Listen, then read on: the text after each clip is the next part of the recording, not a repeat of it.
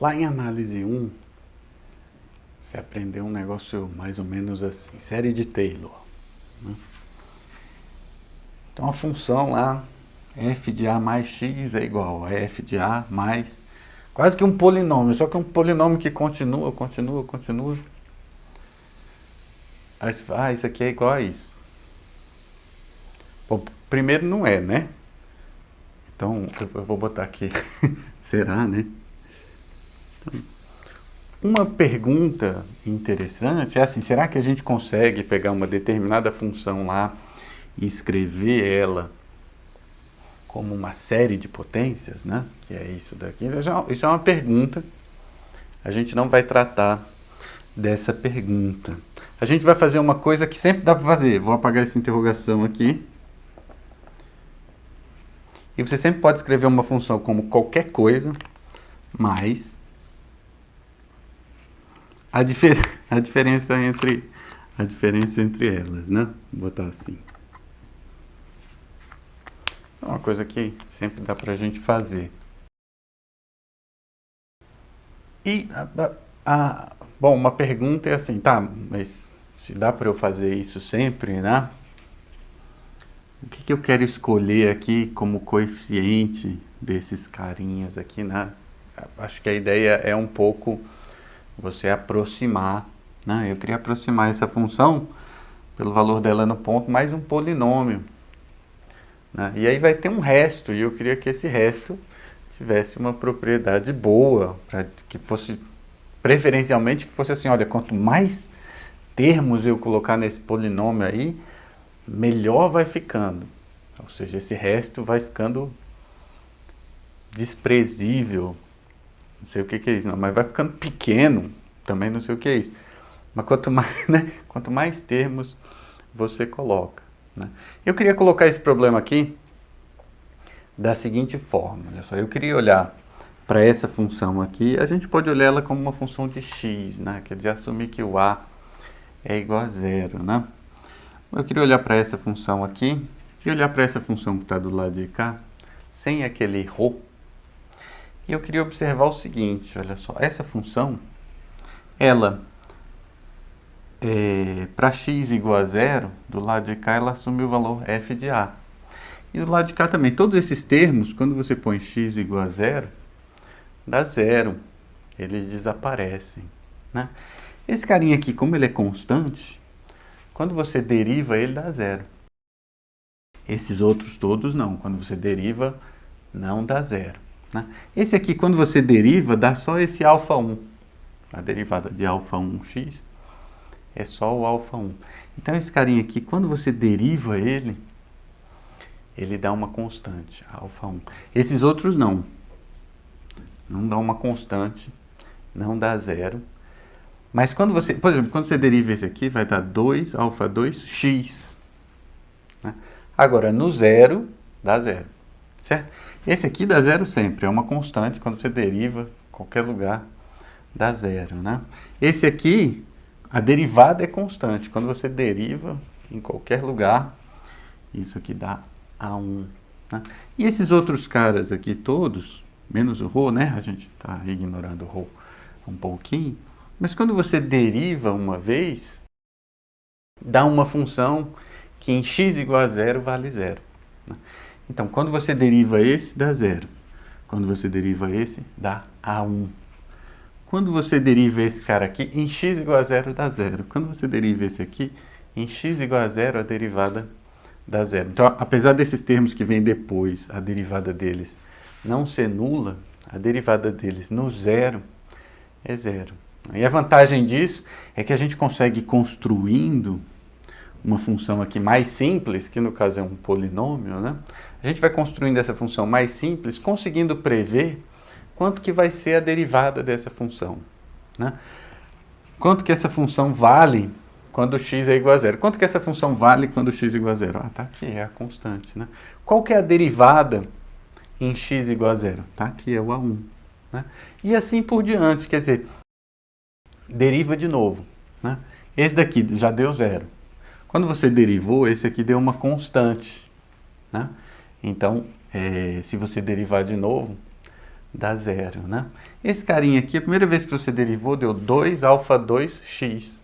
Quando você derivar de novo, vai dar 2 alfa 2, só essa constante, né? Então esse cara aqui zera, esse cara aqui zera, e esse aqui, o 2 desceu, vai ficar 2 alfa 2, né? Aparece um, só anotar aqui, né? Aparece um 2 multiplicando o alfa 2 ali, né?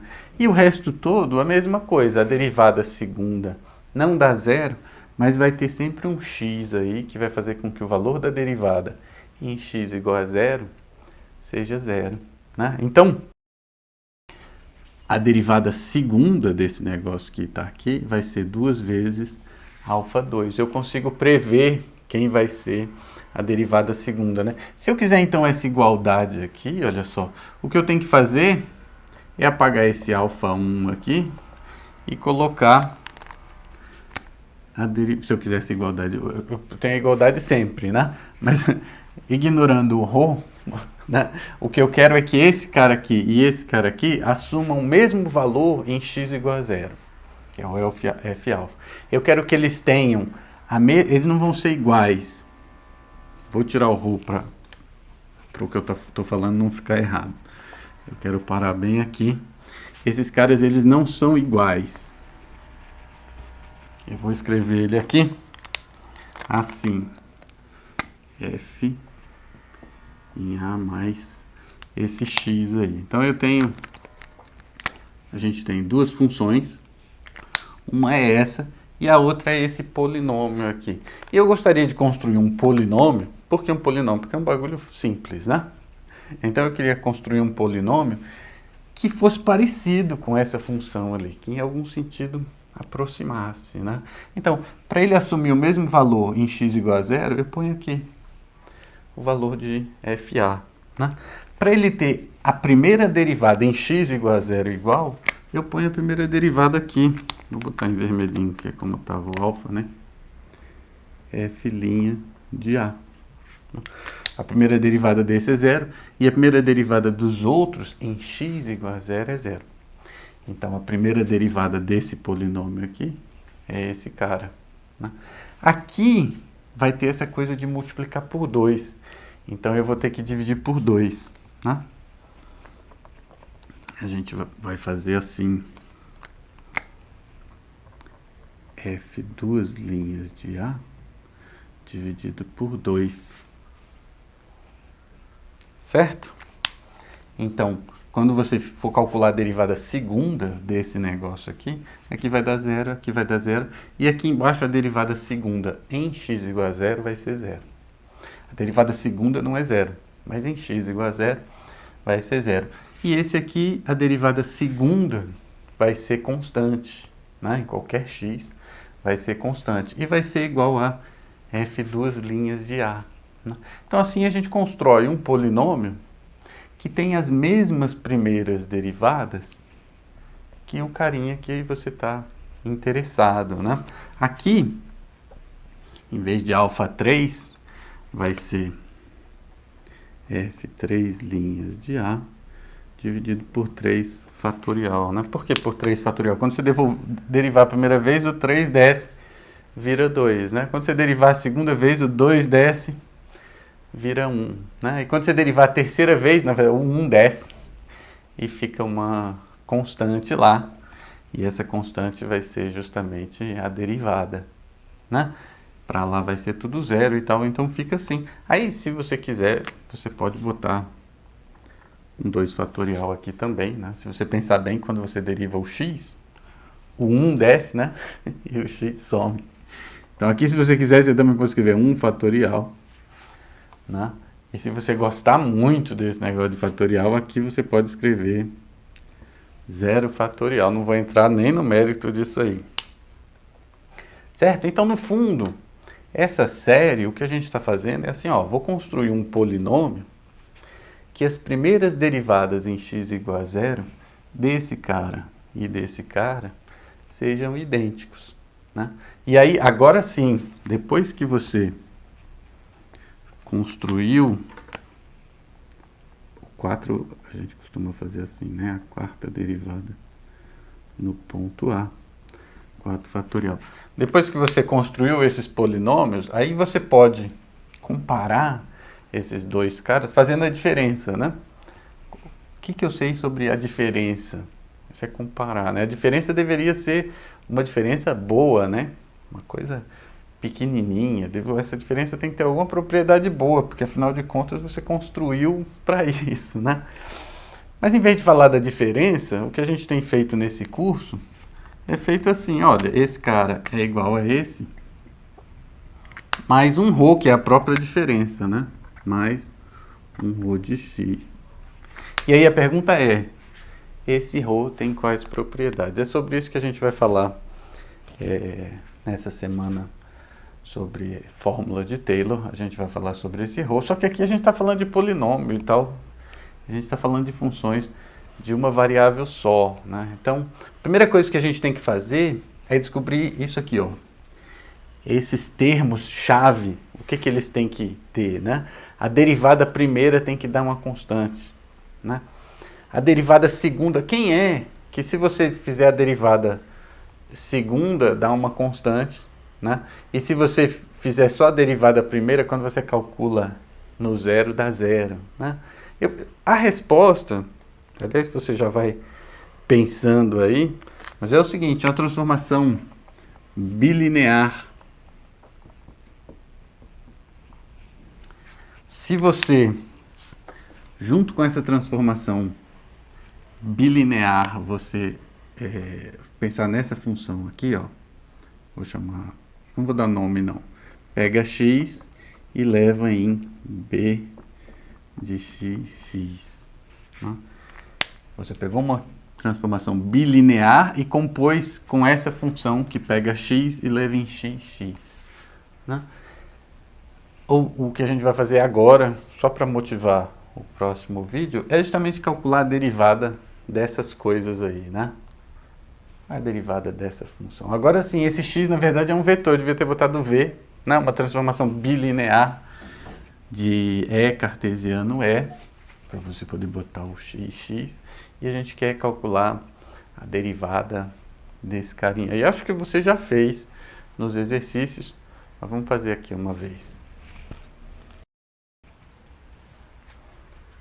Bom, a gente tem uma transformação bilinear de E cartesiano E em F, e essa M aqui, ó, que pega um vetor só e copia ele duas vezes, né? É como uma transformação bilinear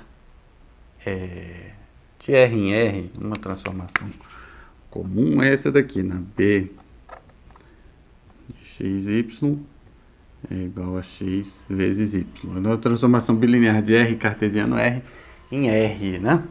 E aí, quando você compõe com isso daqui, você tem uma função que pega x e leva em x ao quadrado, certo? Então, a ideia é que a junção dessas duas seja parecida com x ao quadrado, né? E aí você já percebeu que o trilinear, junto com uma que copia 3 vezes, vai funcionar como o x ao cubo, né? Bom, a gente quer calcular a derivada disso daqui no zero. Sério, eu vou calcular a derivada disso daí, mas a gente está interessado na derivada no zero. A gente vai usar a regra da cadeia, porque a gente está interessado em calcular a derivada desse fulano aqui. Certo? Então, a derivada da M, não, eu vou fazer da B. A derivada da B num ponto AB aplicada num vetor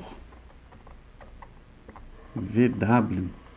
Aqui eu queria chamar a atenção para uma coisa que todo mundo eu acho que já percebeu de tanto fazer exercício, que é o seguinte: a gente fala muito em transformações bilineares, aqui a gente está falando de bilineares, a derivada segunda é uma transformação bilinear e tal, mas aqui, olha só, o domínio da B já é cartesiano E. A derivada primeira não é uma transformação bilinear, é uma transformação linear, né? Pega esse vetor aqui, isso aqui é um vetor só, E a derivada é linear nesse vetor aqui. Certo? É porque por um acaso o domínio é um produto, então a gente escreve um vetor lá como sendo um produto.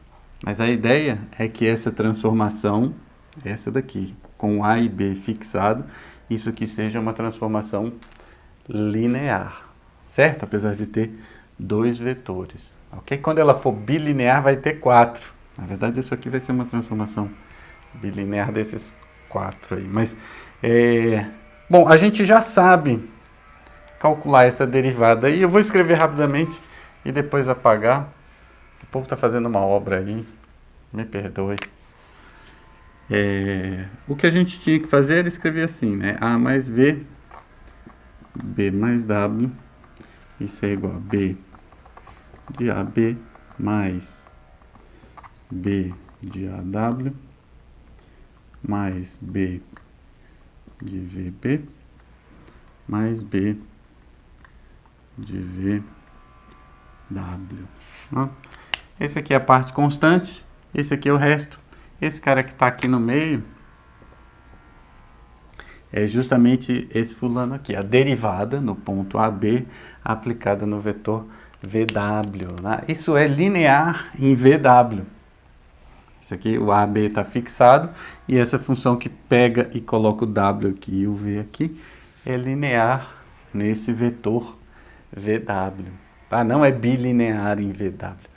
A gente escreve 2 assim, fica parecendo que você vai fazer um negócio de bilinearidade, mas não é, ela é linear em VW, né? Então esse carinha aqui, ele é essa função BAW, mais BVB. Eu vou apagar aqui embaixo. Agora, mais fácil ainda, eu quero calcular a derivada dessa m aí, né? Essa m ela é linear. Então, a derivada dela num determinado ponto é ela mesma, né? Eu não vou nem calcular, vou só dizer assim, m no ponto A aplicada no vetor V, isso é igual a m de V, que é igual a VV. Se você quiser fazer pela definição, também é moleza, mas eu acho que você já fez um tantão de vezes isso daí, né? Bom, nossa conclusão é que então a derivada dessa transformação B aí, derivada de B composta com M, que é quem? A função que pega V e calcula B de VV, né? Então a derivada desse cara aí num ponto A aplicada no vetor V,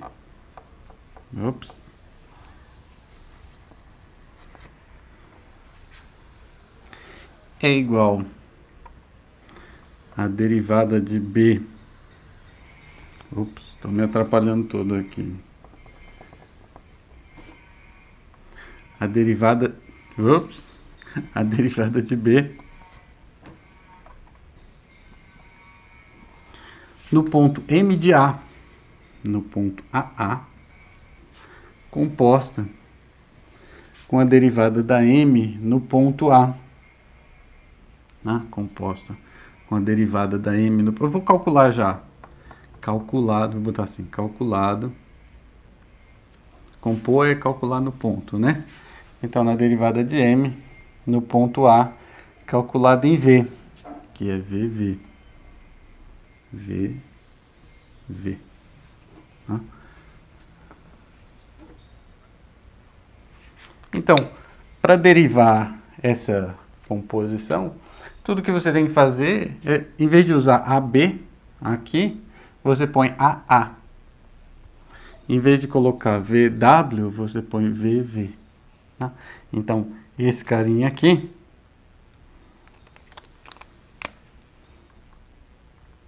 vai ser assim, B de AV mais B de VA. Certo? Essa é a derivada primeira dessa B aí. Ok? Da B, não, da composição. Então, a derivada primeira da composição é isso. Lembra, é o x ao quadrado, né? Então, a derivada primeira estava assim, 2 vezes... Bom, tá... certo? Esse é o x ao quadrado, né? Só que, quando você calcula no zero, dá zero, né?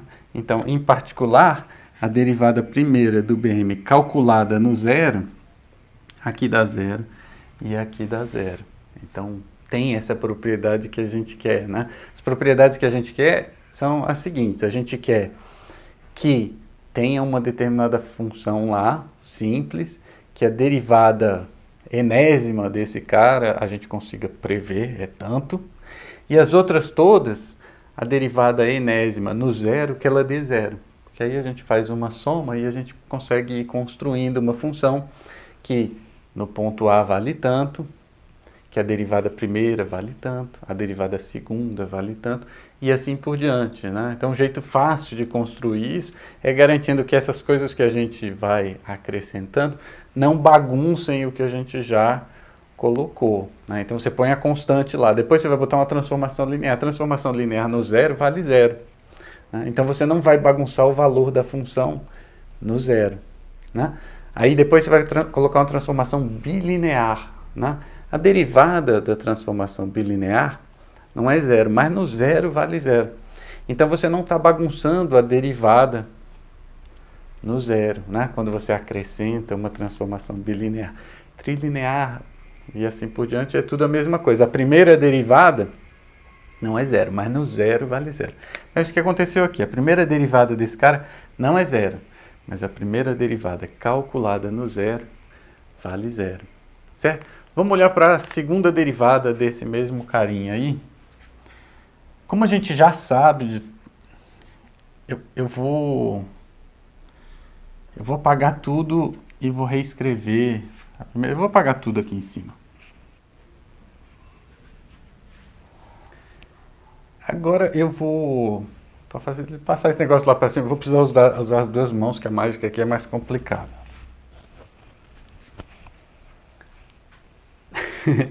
Bom, olha só, eu queria chamar uma atenção para uma coisa.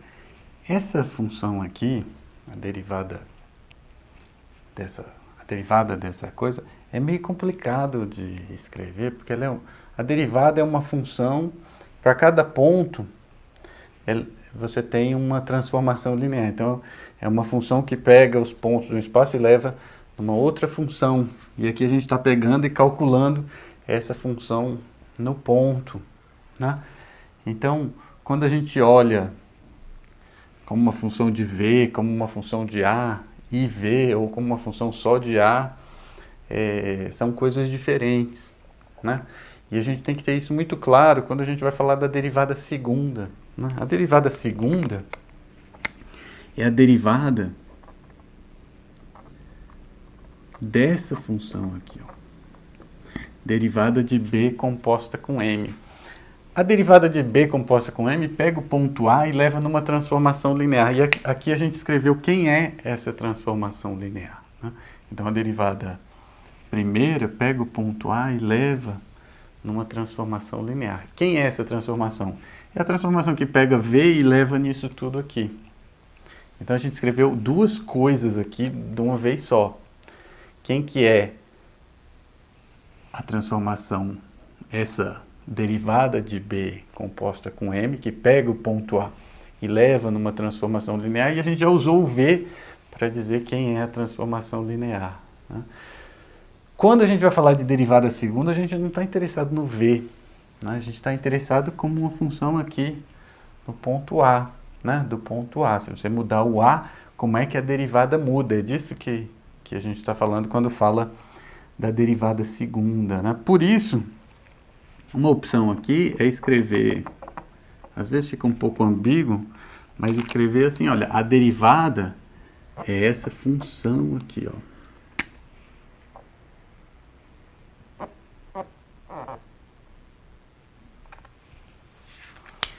Pega o ponto A e leva nessa transformação linear aqui, certo? E como que é a derivada de uma Não, peraí, leva nessa transformação linear. O que é interessante observar aqui primeiro é o seguinte, é que essa função derivada de b composta com m também é uma transformação linear, né? Porque olha só, a notação essa com ponto é um pouquinho ambígua, mas é o seguinte, se você calcular, por exemplo, a derivada de b composta com m no ponto α, isso é b alfa A mais B alfa A.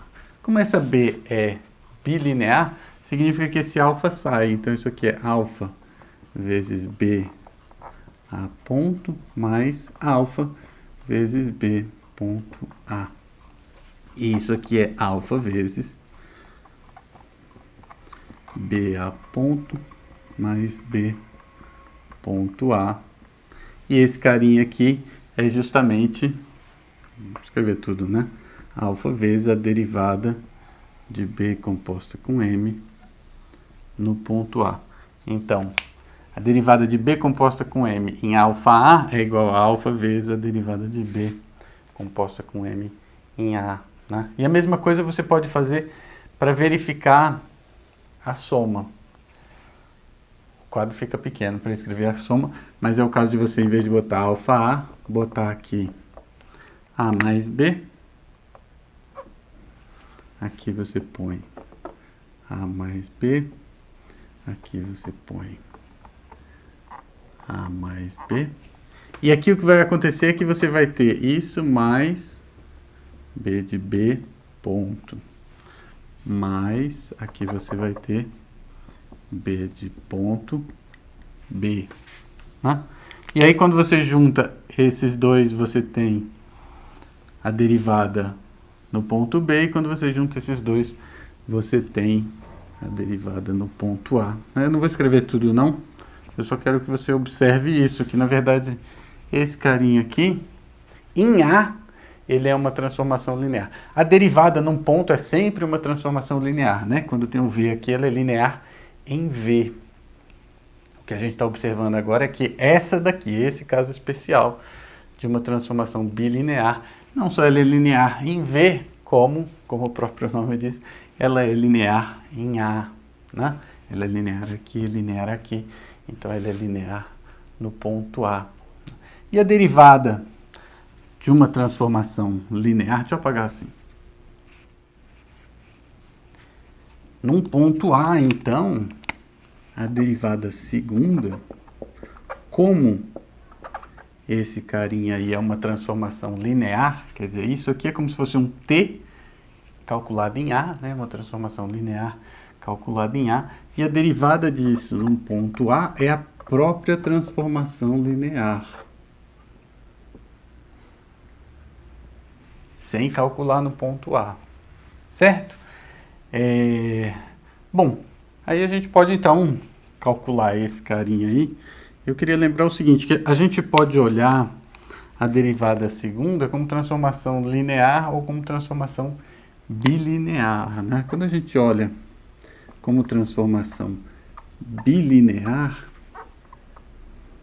a gente escreve assim, V W, né? Mas isso, na verdade, a relação disso quando a gente olha como transformação linear é isso aqui, né? É calcular em V e depois calcular em W. Certo? Então, esse carinha aqui calculado em V,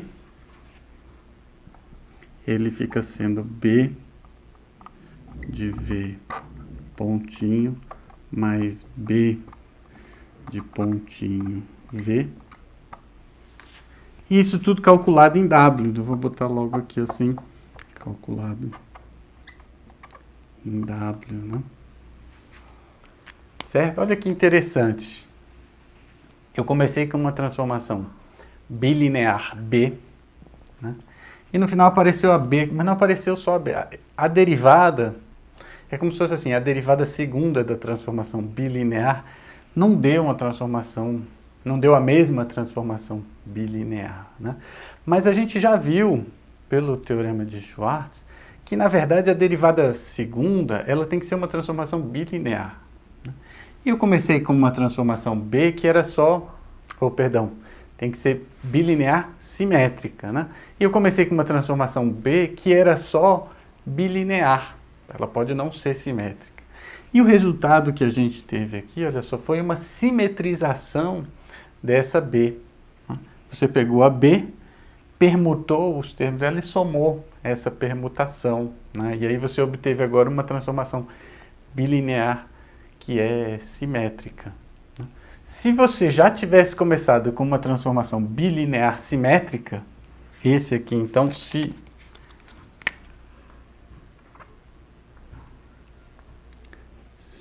B é simétrica, isso aqui ia ser 2 vezes B de VW. Que é como você pegar x ao quadrado, derivar e deu, tadã, 2x, certo?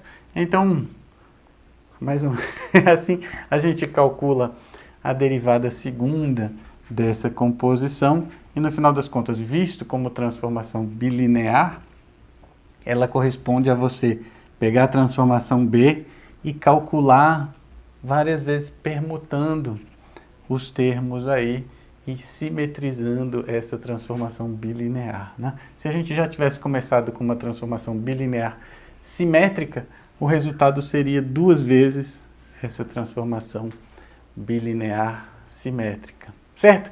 Eu queria começar assim essa discussão sobre essas fórmulas de Taylor aí. No próximo vídeo a gente fala mais um pouquinho.